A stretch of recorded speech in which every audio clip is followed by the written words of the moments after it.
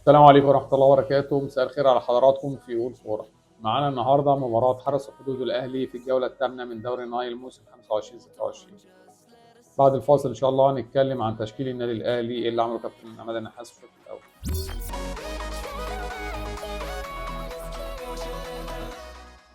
النهارده الكابتن عماد بدأ التشكيل مكون من مصطفى شوبير في حراسة المرمى، في اليمين هاني، جنبيه ياسر إبراهيم، ياسين مرعي، وفي الشمال مصطفى العش. في النص مروان عطية وديانج وتريزيجيه. الهجوم جراديشار وطاهر محمد طاهر وحسين الشحات. هذا التشكيل كان غريب بالنسبة لنا شوية، وتشكيل مختلف تماما عن المباراة اللي فاتت. هنقول بقى بدأ الإصابات في خط الدفاع أو بنجرب كام لاعب في الخط الهجومي نتيجة الإصابات، نتيجة تغيير طريقة اللعب، ايا كانت. بس بصراحه المباراه ما ادتناش وقت في الديار، لقينا جون شبيه بجون ابو تريكه في الصفاقسي، كره طويله من تريزيجيه، طاهر اشترك، ردت لجراديشار على قوس ال 18، شاط مباشره في المرمى، الهدف الاول للنادي الاهلي. قلنا شكل الاهلي بقى الاهلي نازل ضاغط، الاهلي هيجيب اجوان، ده في الدقيقه 4 بيسجل. قلنا بقى نشوف تسيد كامل للنادي الاهلي في الشوط الاول وهنشوف عدد من الاهداف. مفيش بعدها باربع دقايق كره عرضيه نتيجه تهاون محمد هاني، اتلعبت عرضيه دخل فيها محمد حمدي زكي، حط رجليه، جون هدف التعادل لحرس بعديها باربع دقائق. وبعدين اداء ومستوى هابط جدا من النادي الاهلي. يعني احنا قلنا النادي الاهلي هيبقى فيه لعب، هيبقى فيه طريقه، هيبقى فيه فكر، هيبقى فيه قوه بدنيه. الكلام اللي احنا كنا اللي اتكلمناه المباريات اللي فاتت دي قلنا لا هنشوف عكسه. كابتن عماد ابتدى يحط ايده على التشكيل الامثل.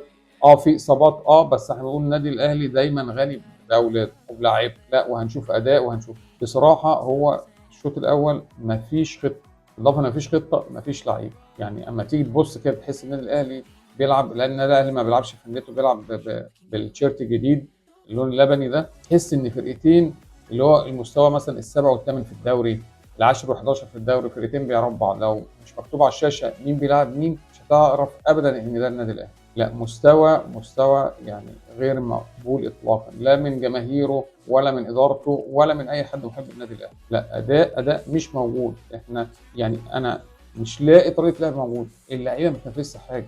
اللعيب بيطول الكرة جدا، يعني بيطول الكرة في رجله زي حسين الشحات. الدفاع ما بيكملش اللي هم ظهيراي الجنب، ولا الاثنين بتوع المدافعين ياسر ابراهيم وياسين مرعي بيطلعوا يكملوا. مروان بيعمل دوره الدفاعي ممتاز، دخل شاط شوطه في الشوط الاول، كره رده، كره ثانيه، وبعد كده ما فيش ادوار. الثلاثي الهجومي تقريبا مش موجود. انا شايف لا، يعني النادي الاهلي خلاص القصه واضحه، القصه ان ما فيش خطه، ما فيش التزام في الملعب، ما فيش تحفيظ اماكن. فشايفين الاداء اللي احنا شايفينه ده. المباراه مشيت على وتيره واحده، الشوط الاول مشي على وتيره واحده، ما فيش يعني بالظبط. الاهلي ممكن يكون مستحوذ على الكره بشكل اكبر، بس مسهل اللعب جدا على الحرس الحقيقي. مفيش تغيير ادوار، مفيش حركه في الملعب، مفيش نقل. اللعيبه بتزنق بعضها، اللعيبه مش فاتحه الملعب على الاخر. تحس طريقه لعب ايه ده؟ مين اللي بيلعب مين؟ احنا مش حاسين ان ده النادي الاهلي. حرس الحدود اكيد عايز ياخد نقطه، ولو خد نقطه بالنسبه له مكسب. فاز على النادي الاهلي يبقى بالنسبه له عيد. انما النادي الاهلي لا، يعني انت عايز تفوز بس لازم تفوز باداء.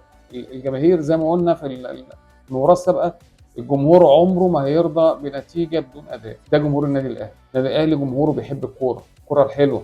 شايفينه في الملعب ده، يعني شايفين خطه من المدرب ولا اداء من اللعيبه. وشوط احنا بنتمنى امتى الشوط يخلص من القعده، امتى الشوط يخلص. مفيش فعلا اداء ولا في ادوار في الملعب ولا لعيبه تحس ان هي عايزه تجيب الفوز. احنا بنقول ننزل طب الحرس القديم الشحات وطاهر، ينزلوا يعملوا فارق شويه، يتحركوا عندهم حميه، بس برضه الاداء واحد. فالمشكله كده بتكمن في خطه اللعب. انا بتكلم الجهاز الفني، لا الجهاز الفني مفيش خطه النهارده موجوده. طب بعد الجهاز الفني، طب احنا نقول الجهاز الفني مفيش خطه، طب اللعيب ساعات بقى بيبتكر ويبدع في الملعب، بيبتدي يلعب هو عشان يغير الشكل. لا، ده برده مش موجود. ليه؟ لان انا برده حاسس ان لعيبه النادي الاهلي مش واقفه على رجلها. فشوط فضل مستمر بالشكل ده الى ان يعني بالظبط كده في الدقيقه 43 او الدقيقه 42 كابتن عماد جاب ياسين مرعي ناحيه الشمال. لقينا ياسين مرعي كره عاديه جدا، هو اللي بيلعب ناحيه الشمال، ظهير ايسر، طالع بكوره عدى الراجل الثالث، خد ركله جزاء صحيحه وسليمه، سجل منها تريزيجيه الهدف الثاني في الدقيقه 44، وطلع النادي الاهلي كسبان 2-1. بس شوط بلا اداء، بلا لعيبه، بلا مستوى بدني. ده كان تحليل مبسط، مش لاقيين حاجه نتكلم عليها. مفيش حاجه حلوه في المباراه غير الجون بتاع جراديشار، جون جميل وبتاع، وقلنا لا هيفتح الدنيا. بس بصراحه بعد كده مفيش اداء. طبعا مفيش اداء من حرس الحدود، بيدافع. النادي الاهلي مش عارف، بيمتلك بس مش عارف ينقل الكوره. مش عارف يوصل لجول، مش عارف يورينا اداء كويس. ده كان الشوط الاول صراحه ما فيهوش حاجه تذكر، وكنا كلنا قاعدين من قدام التلفزيون نتمنى امتى الشوط يخلص عشان زهقنا من الشوط ده، عشان نشوف شكل جديد الشوط الثاني. خليكم معانا ونتكلم عن الشوط الثاني بعد الفاصل. قول كورة واحنا كمان هنقول. وبدأنا الشوط الثاني وقلنا بسم الله الرحمن الرحيم هنشوف بقى شكل النادي الاهلي. كابتن عماد اكيد وبخ اللعيبه، اكيد شاف الاخطاء اللي موجوده، اكيد حط نقط على الحروف، هنشوف اداء، هنشوف شكل في الملعب. والشوط الثاني طلع زي اخو الشوط الاول بالظبط. هنا بعد احنا بنقول اللي حرس الحدود تعادل بعد 4 دقائق من الهدف الاولاني للنادي الاهلي، لقينا في الشوط الثاني بعد 8 دقائق من بدايه الشوط في الدقيقه 53 حرس الحدود بيحرز الجون الثاني وهدف التعادل من ركنيه جت في فخد طاهر دخلت المرمى، صعب على مصطفى شوبير، تعادل 2-2. طب ايه فين النادي الاهلي؟ طب يلا بقى نشد حيلنا.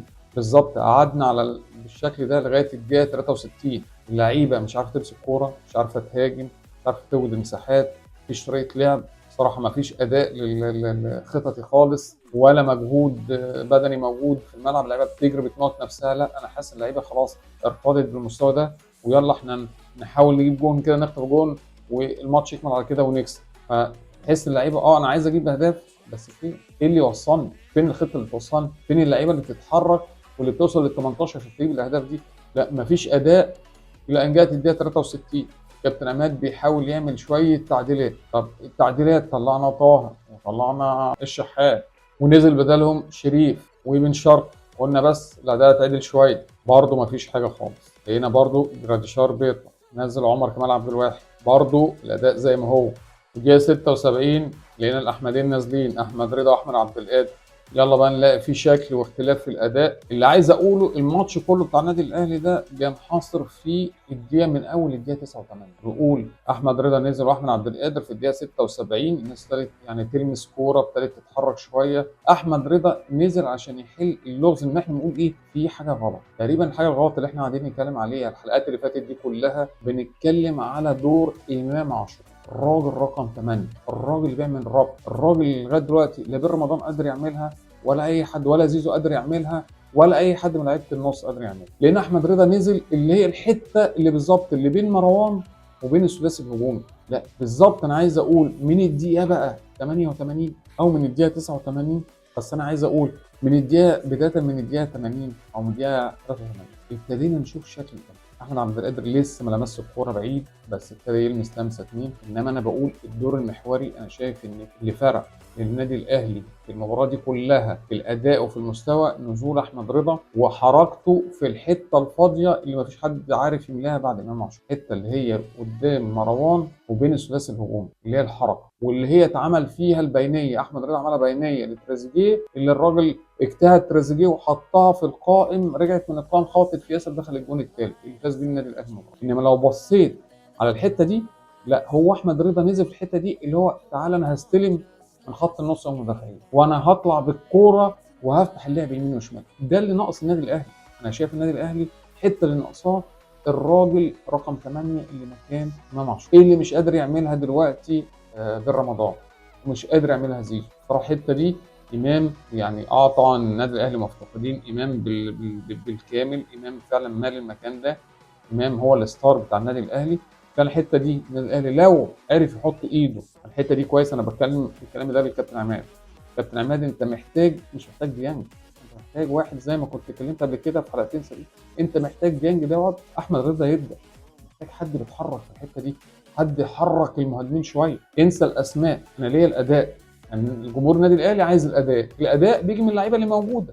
اللعيبه الموجوده دي انا شايف احمد رضا يقدر يعمل لك الدور ده لحين عوده امام عاشور، يا اما توظيف بن رمضان يبقى في الحته دي. بن رمضان انت هتلعب 8 سيبنا خالص بقى من الناحيه اليمين ده لاعب غايه طريقه اللعب، مش لازم العب 4-3-3. انت النجوم حكماك في ان انت بتلعب بطريقه لعب، انت عايز تلعب 4-3-3. انا شايف لا لازم ابقى فيها تعديلات، العب 4-2-1-3 ايا كان، بس لازم حد يكون في الحته رقم 8. رقم 8 ده لو مش موجود في النادي الاهلي ده هنشوف الشكل اللي احنا بنشوفه كل مباراه. انا شايف مشكله النادي الاهلي لما كنت كل شويه بقول في حاجه غلط في حاجه غلط في حاجه غلط، انا شايف ان الغلط ده عدم توافر اللاعب رقم 8 مع مجموعه اللعيبه دي. حتى لو الادوار دي مش موجوده في الفرقه مع طريقه اللعب اللي هي 4-3-3، لا النادي الاهلي انت محتاجها عشان كم الاجنحه اللي عندك الرهيب ده. انت محتاج حد يحرك الاجنحه اللي عندك، الاجنحه كلها طماعه عايزه تجيب اهداف. طب انا بالنسبه لي ما بيوصلوش كوره للفرود، لا جراديشار بتوصل له كور بشكل مناسب من الاجنحه، ولا شريف لما بيلعب. طب احنا بقى لما نزلنا دلوقتي نزلنا احمد رضا بالظبط كده. عد الفرص اللي جت للنادي الاهلي من الدقيقه 89 لغايه الدقيقه 96 بتاعت المباراه، 4 فرص محققه. وهنتكلم طبعا عن شريف، 4 فرص محققه. بس انا شايف الحته دي حركه اللي تمت في المنطقه بين خط النص اللي هي بين مروان والثلاثي الهجومي دي، اللي عملها احمد رضا وشويه احمد عبد القادر، فرقت كتير جدا مع النادي الاهلي. النادي الاهلي راح ب3 4 فرص محققين، فرصتين محققين ضيعهم شريف، وفرصه لبن شرقي، والكره اللي جه منها الجون بتاعه تريزيجيه. بس لما تعد كم الفرص اللي جه النادي الاهلي، مش عايزين نقول اصل حرس الحدود وقع بدنيا، لا، اللي حصل ان نزلت 2 هنحلوا شويه الفرقه. انت محتاج حد يحرك الفرقه شويه. فانا شايف كابتن عماد ان احضار المدير الفني الجديد وتعاقد مع المدير الفني الجديد، انا شايف لازم النادي الاهلي يلعب برقم 8 ورقم 8 صريح، ولازم تغير طريقه اللعب. بلاش 4-3-3، ده وجهه نظري. بلاش 4-3-3، العب 4-2-1-3، ايا كانت الطريقه اللي انت تلعب بيها، بس لازم توجد اللاعب رقم 8. انا شايف الاقدر ان اللي يعمل الحته دي دلوقتي في ظل الاصابات الكتيره دي احمد رضا. شايف ان ديانج يقعد الفتره دي، لا ابدا بمروان واحمد رضا. احمد رضا لسه ما خدش المباراه شويه، يلعب له 60 دقيقه 70 دقيقه ممكن اغيره. تمام. عايز تجرب، لا هنزل احمد رضا شوط تاني الماتش اللي جاي اشوف الحته دي.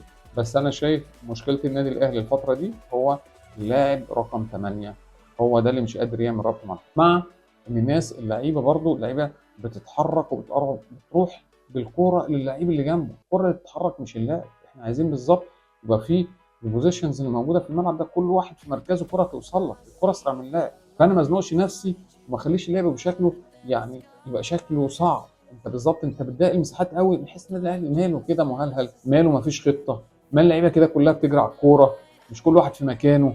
يعني تحس ان لا، الشكل مش مظبوط. بصراحه الاداء النهارده كان غير مرضي رغم فوز النادي الاهلي، لا اداء غير مرضي تماما. بس انا شايف اخر 5 دقائق ولا 6 دقائق في الدقيقه من الدقيقه 89 للدقيقه 96، لا، الفرص اللي جت وحركه اللعيبه في الملعب في الثلث الهجومي الاخير للنادي الاهلي ده كانت معقوله بالنسبه للفتره طوال المباراه. اخر 6 دقائق دول هم دول بالنسبه لي المباراه، مع نزول احمد عبد القادر واحمد. كلامنا تاني لكابتن عماد، عايزين ننسى الاسامي، عايزين اللي موجود في الملعب اللي هو الراجل بتاع الفانيلا الحمراء، الراجل اللي عنده حماس، الراجل البدني اللي واقف على رجله. انا مش عارف يعني، طبعا احنا الدوري بدا مش عارفين نقول لك حط حمل التدريبي على اللعيبه هتقع منك، بس ازاي انت تقدر تعلى بالحاله البدنيه دي؟ دي شغلك بقى وشغله المعد البدني يعني. فان شاء الله النادي الاهلي قادم مكسب محتاجه النادي الاهلي، عشان بنتكلم كده لا انا لسه موجود، ويرفع من الحاله المعنويه للعيبه والجهاز الفني. هارد لك طبعا لحرس الحدود، والف سلامه للكابتن حميد بسيوني، ان شاء الله يوم بالف سلامه. ده كان تحليل مبسط لمباراه الاهلي وحرس الحدود اللي احنا مش راضيين عن اداء النادي الاهلي فيها رغم الفوز. ان شاء الله كل التوفيق لكل الفرق المصريه، وان شاء الله نشوف دوري كويس ان شاء الله نستمتع بيه. بس عايزين المستويات تعلى شويه كده اهوت. نشوفكم على خير في المباراه القادمه ان شاء الله، مباراه الزمالك والجونه. كان معاكم هشام حامد حكم الكوره. السلام عليكم.